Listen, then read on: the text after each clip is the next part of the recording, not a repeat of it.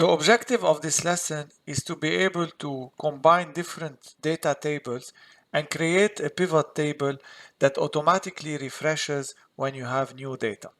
So in this example, I have data from 2020 and 21 here, and then I get new data for 2022. So most of you, what you will do in order to have one pivot table that has all the data, you will take this new data and you will add it at the bottom of the first data set. But this is not best practice, and also you'll have to clean the data again and again and again.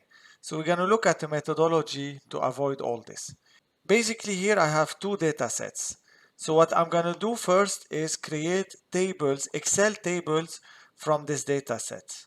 So first we go here, we click anywhere on our first data set and we do insert table, and then it will pick up my range. I'm just going to go down, and for the sake of this exercise, I'm just going to add up one more line which has the grand total. So instead of 245, we will do 246. And then you get a table. Next, we're going to do the same with the other year. So we click here, insert table, and then we select one more row and we say OK. So now we have two tables. We're going to rename those tables. So this table will be here SS data 22, enter. And then this table here will be SS data 2021, enter. Next, what we're going to do is create a query that will pick up data from all these Excel sheets and aggregate it, clean it, etc.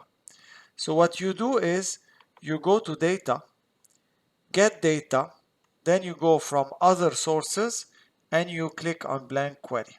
Here you will get some new query and you write equal, you write workbook. When you write workbook, there is this thing called excel.current workbook. You can select it.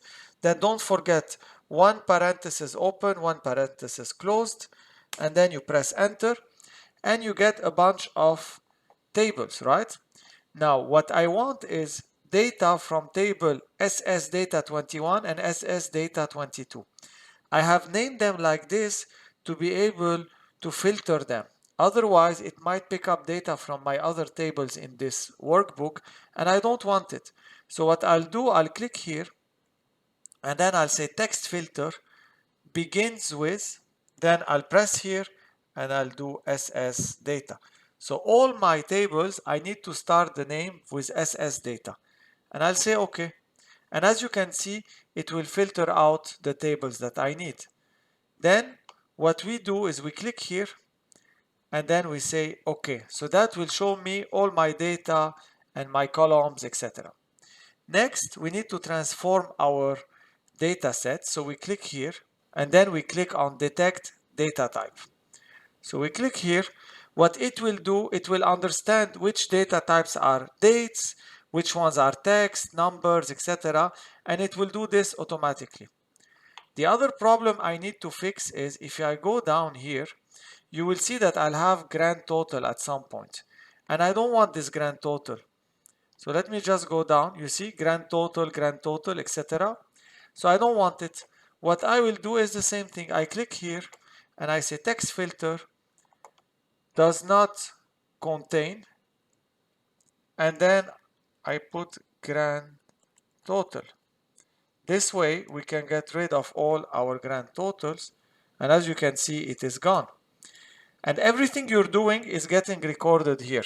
So the formula is getting fixed and it's getting recorded here. And you can do more things. You can fill, for example, blanks and so on.